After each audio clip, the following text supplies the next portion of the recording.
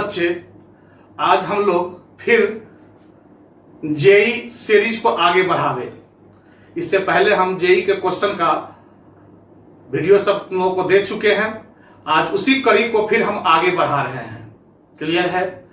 आज फिर 2020 जनवरी में जो एग्जाम हुआ था उसके कुछ अच्छे क्वेश्चनों को फिर आज हम लेने जा रहे हैं। आज हम खास के अलजेब्रा के क्वेश्चन को लेने जा रहे हैं। कुछ क्वेश्चन परमुटेशन कॉम्बिनेशन, कुछ कॉम्प्लेक्स नंबर और कुछ एपीजीपी वगैरह पर हम लोग आज लेंगे, जो इस साल पूछे गए हैं आईआईटी जेई मेन में। क्लियर है? तो आओ जरा उस क्वेश्चन से हम लोग भेंट करते हैं, देखते हैं कि कैसा क्वेश्चन सब है। क्लियर है? जिससे तुम लोग का कॉन्फिडेंस का लेवल और हाई होगा। तो आओ हम लोग स्टार्ट करते हैं। क्लियर? जैसे पहला प्रॉब्लम हमने लिया परमुटेशन कॉम्बिनेशन से, तुम लोग पढ़ा भी है बढ़िया से।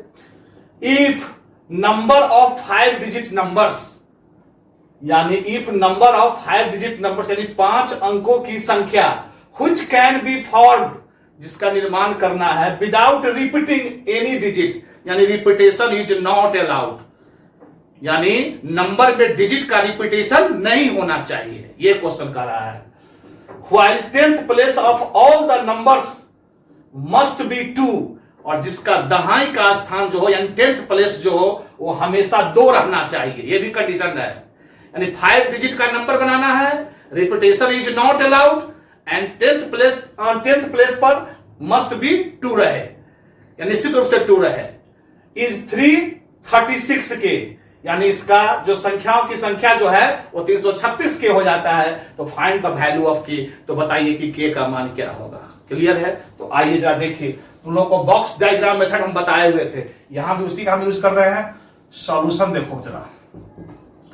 5 डिजिट पहले इससे बताओ डिजिट कौन कौन लेना है, नहीं दिया हुआ है। तो जब डिजिट नहीं दिया रहे तो सारे डिजिट लेना है 200, 0 से लेकर 9 तक, यानी डिजिट हमारा हो गया 0 1 2 3 4 5 6 7 8 9, और हमको बनाना है कितना, 5 डिजिट का नंबर बनाना है। तो हम लोग क्या करें, 5 ठो बॉक्स खींच देते हैं। 1 2 3 4 5, यही 5 डिजिट का नंबर हम लोग को बनाना है। अब आओ, कंडीशन किस बॉक्स पर है, सेकेंड वाला पर। ये यूनिट प्लेस हो गया, ये टेंस प्लेस हो गया। तो दहाई के स्थान पर हमेशा क्या रहना चाहिए, 2 रहना चाहिए। तो यहां पर सबसे पहले हम लोग 2 को डाल देंगे। तो इसको डालने का तरीका कितना हो गया, 1p1। ध्यान से देखना, जब यहां पर 2 डाल दिए इसके बाद फिर एक बॉक्स कंडीशन में है, कौन सा, यह, क्योंकि यहां पर अगर 0 आ जाएगा तो हमारा नंबर जो बनेगा वो 4 डिजिट का ही बन जाएगा, जबकि बनाना है हम लोग को 5 डिजिट का। यहां पर 0 नहीं आना चाहिए क्योंकि 0 हमारे डिजिट में है। इसलिए आइए सबसे पहले इसको भरें जिस पर कंडीशन रहता है। हमारी बात तुमको समझ में आ गई होगी, क्योंकि यहां जब भी हम 2 फिल कर देंगे उसके बाद अगर आंख मूंद के काम करेंगे तो 0 यहां पर आ जाएगा, तो यह नंबर कितने डिजिट का बन जाएगा, 4 डिजिट का, जबकि बनाना है हम लोग को 5 डिजिट का। इसलिए इस पर भी कंडीशन है, यहां 0 नहीं आएगा। तो क्या क्या आएगा, 0 यहां नहीं आएगा, 2 चला ही जा चुका है क्योंकि repetition is not allowed, digit को रिपीट नहीं करना है। तो बच कितना गया, 10 में से 2 चला गया तो 8 बच गए, यानी या तो 1 से या 3 से या 4 5 6 7 8 9 से इसको हम फिल कर सकते हैं। क्लियर है? 2 चला गया तो 8 हो गया। इसको फिल करने का तरीका हो जाएगा 8p1 से, यानी 8 वो में से कोई एक। अब इधर इस पर कोई कंडीशन नहीं, इस पर और कह सकते हो इस पर और इस पर। इस तीनों बॉक्स पर कोई कंडीशन नहीं है। अब इस तीनों पर कुछ भी भर सकते हैं। तो कितना फिल हो चुका है, 2 फिल हो चुका है, एक यहां फिल हो चुका है, एक यहां फिल हो चुका है।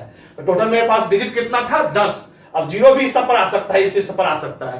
तो टोटल मेरे पास 10 डिजिट थे और 2 स्थान फिल हो चुका है। तो बच गया कितना, 8 डिजिट बच गया। और जगह कितना है, 1 2 और 3। तो इस तीनों का तरीका हो जाएगा 8p3। और यह तीनों यह सब काम होता है तो मेरा काम हुआ माना जाता है, इसलिए मल्टीप्लीकेशन रूल यहां पर होल्ड कर जाएगा। क्लियर है? यही हमारा हो गया टोटल नंबर ऑफ नंबर्स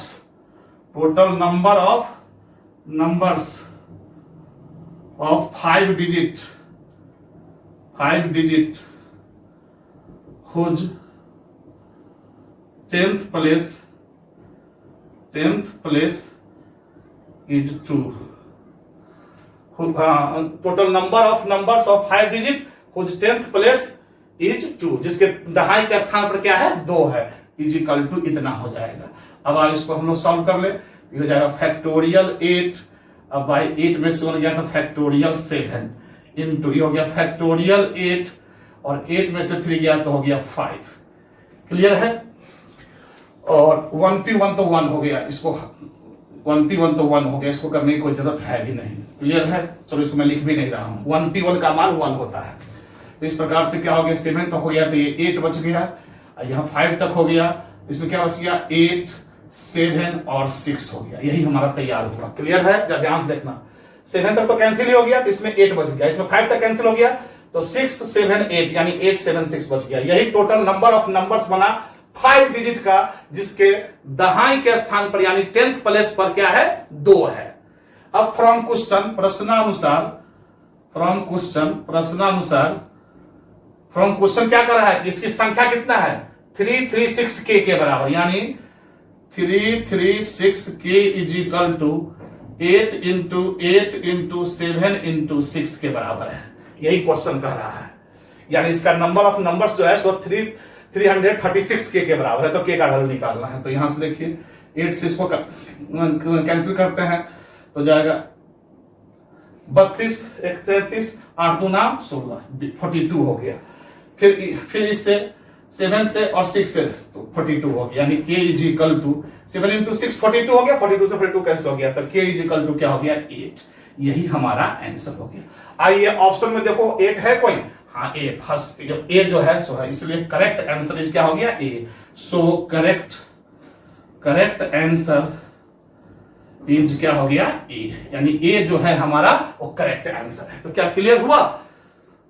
तो ये तुमको परमुटेशन कॉम्बिनेशन से परमुटेशन कॉम्बिनेशन का ये प्रॉब्लम था, डिजिट से नंबर बनाने वाला। तो यहां तक समझने में तुम लोगों को कोई प्रॉब्लम नहीं है। क्लियर है? तो जरा इससे हम लोग आगे बढ़ते हैं, जरा ध्यान से देखना।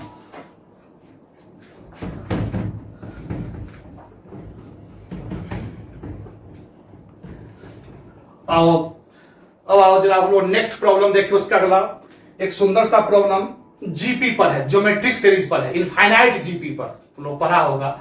आओ जरा देखें क्या है प्रॉब्लम है। 2 के पावर 1/4 इंटू 4 के पावर 1/16 इंटू 8 के power 1/48 into dot infinitive is equal to what, यही कहा जा रहा है। क्लियर है? ऑप्शन दिया हुआ है ए में, ए ऑप्शन है √2, बी ऑप्शन है 12, सी ऑप्शन है 2 के पावर 1/4 और डी ऑप्शन है 1। आइए सॉल्यूशन जरा देखो। एक इनफाइनाइट जीपी है, जरा ध्यान से देखो। इनफाइनाइट जीपी अभी है नहीं, इसको बना दे रहा हूं, जरा ध्यान से देखना। अभी इनफाइनाइट जीपी पर यह प्रॉब्लम दिया गया है, इनफाइनाइट जीपी पर यह प्रॉब्लम है। अभी इनफाइनाइट जीपी है ना, इसको बना रहा हूं। देखो पहले प्रॉब्लम लिख रहा हूं, 2 के पावर 1/4, 4 के पावर 1/16, 8 के पावर 1/48 डॉट इन्फिनिटिव। देखो तो इसको लिख सकते हैं 2 के पावर 1/4, ठीक है, इंटू 2 के पावर 2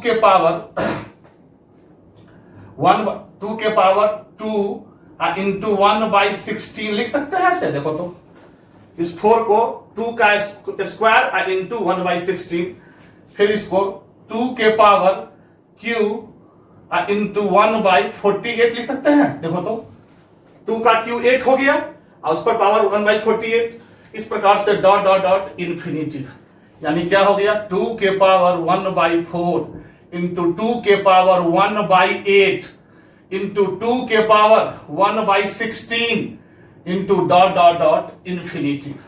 तुम जानते हो बेस सेम रहता है तो पावर जुड़ जाता है, तो 2 के पावर बेस सब सेम रहे तो मल्टीप्लिकेशन में पावर ऐड हो जाता है। तो 2 के power 1/4 plus 1/8 plus 1/16 plus dot infinitive हो गया। क्या क्लियर है? अब एक सुंदर सा इनफाइनाइट जीपी हम लोग का तैयार हो गया 2 के पावर पर। ध्यान से देखो, 1/4, 1/8, 1/16 इस प्रकार से आगे बढ़ रहा है। इस इनफाइनाइट जीपी का हेयर ए बराबर क्या है, इनफाइनाइट जीपी का ए इज इक्वल टू हो गया 1/4 और कॉमन रेशियो कितना हो गया 1/2। देखो 1/8/1/4 करेंगे तो 1/2, 1/16/8 करेंगे तो 1/2। और हम लोग पढ़े हुए हैं इनफाइनाइट जीपी में, याद करो S infinity is equal to a/1 minus r होता है। याद करो हम पढ़ाए हुए हैं इन जीपी, इनफाइनाइट जीपी में, इनफाइनाइट जीपी में सम निकालने का यही फॉर्मूला है, a/1 माइनस आर, बशर्ते कॉमन रेशियो -1 और 1 के बीच में होना चाहिए। तो क्या कॉमन रेशियो -1 और 1 के बीच में है कि नहीं है? आर हमारा 1/2 है, इसलिए इनफाइनाइट जीपी के कंडीशन को यह होल्ड करता है। क्लियर है?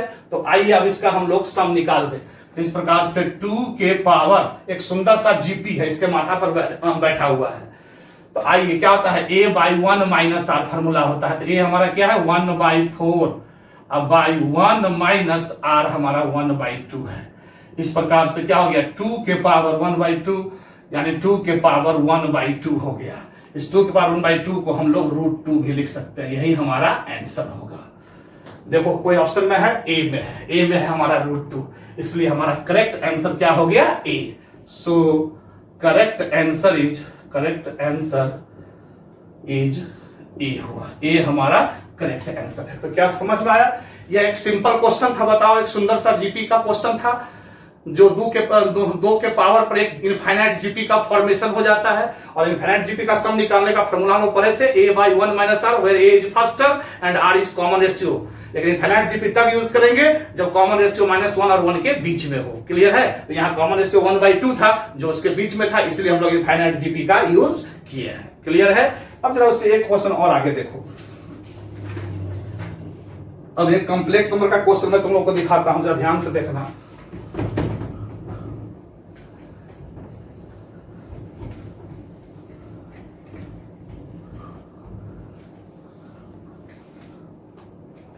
अब एक कॉम्प्लेक्स नंबर का क्वेश्चन से भेंट कराता हूं, देखो जरा ध्यान से। दिया हुआ है modulus of z minus i, modulus of z minus i by z plus 2y, modulus of z minus i by z plus 2y is equal to 1, ये दिया हुआ है। क्लियर है? और modulus of z is equal to 5/2, modulus of z is equal to 5/2 भी दिया हुआ है। देन वैल्यू ऑफ, देन पूछ रहा है then value of modulus of z plus 3i is क्या होगा, यही क्वेश्चन है। Modulus of z plus 3i is, A में हमारा ऑप्शन है 7/2, बी में हमारा ऑप्शन है √10, सी में हमारा ऑप्शन है √5 और डी में हमारा ऑप्शन है √3। देखो हुआ ये प्रॉब्लम है। Modulus of z minus i by z plus 2i is equal to 1, modulus of z equal to 5/2, then value of modulus of z plus 3i पूछा जा रहा है, किसका मान क्या होगा बताइए। तो आओ सबसे पहले हम लोग सॉल्यूशन देखो। सबसे पहले हम लोग एक z कॉम्प्लेक्स नंबर माने, जैसे let z is equal to x plus i y हम लोग मान लिया। क्लियर है? अब आओ यहां के हिसाब से हम लोग काम करेंगे तो क्या दिया हुआ है, then modulus of z minus i by modulus of z plus 2i is equal to 1, modulus of z1 by z2 हम लोग पढ़े हुए, याद करो z1 by z2 is equal to होता है modulus of z1 by modulus of z2।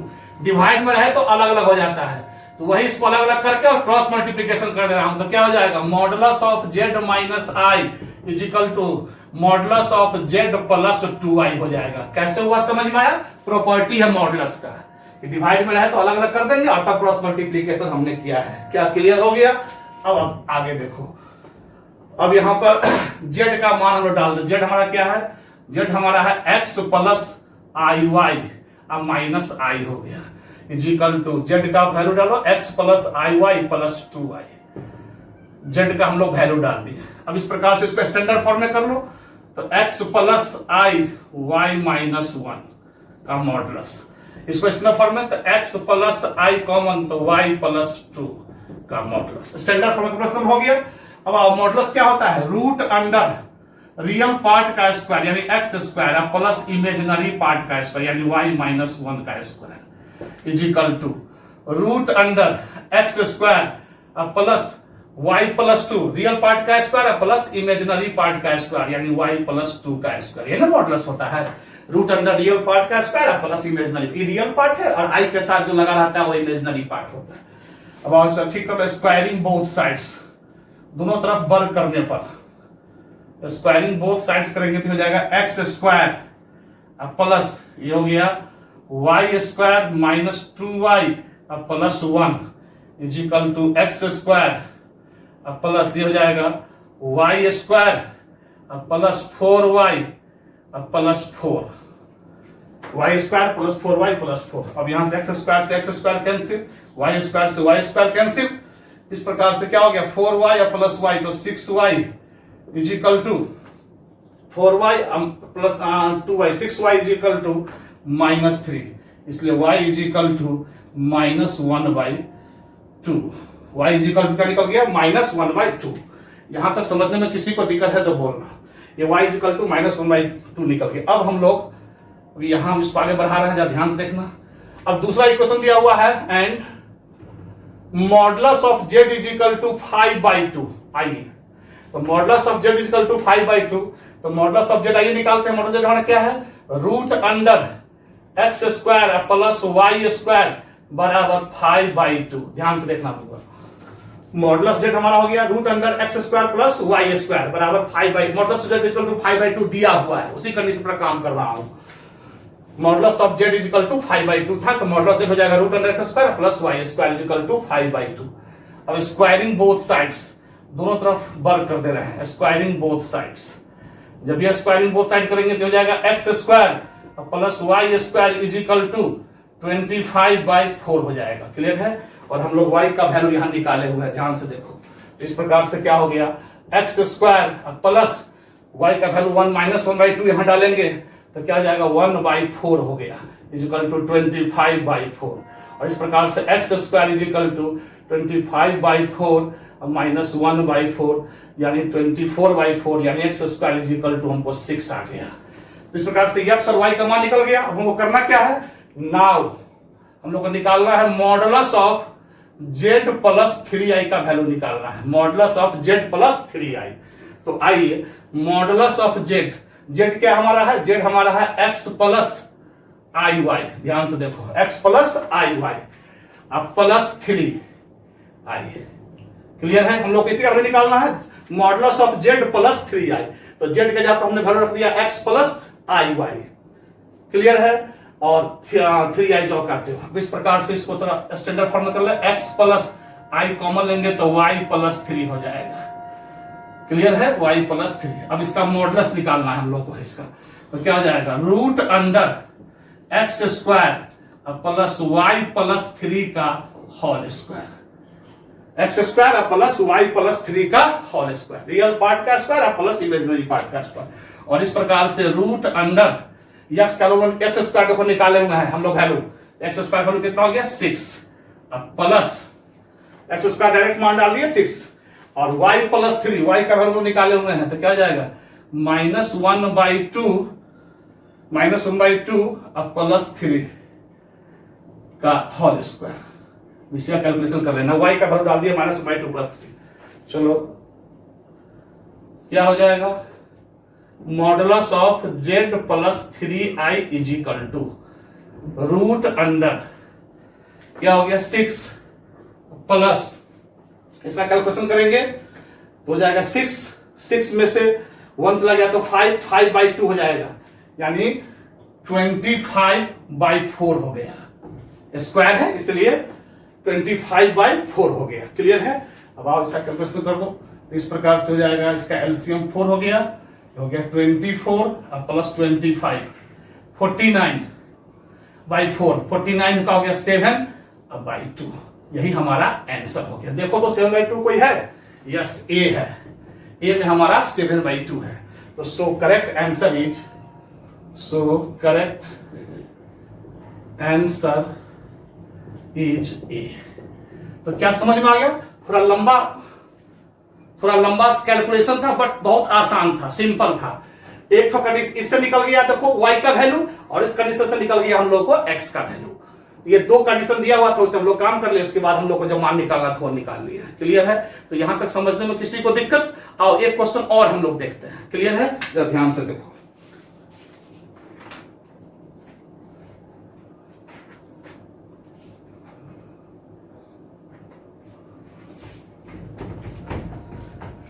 अब एक क्वेश्चन हम वेक्टर से देखते हैं।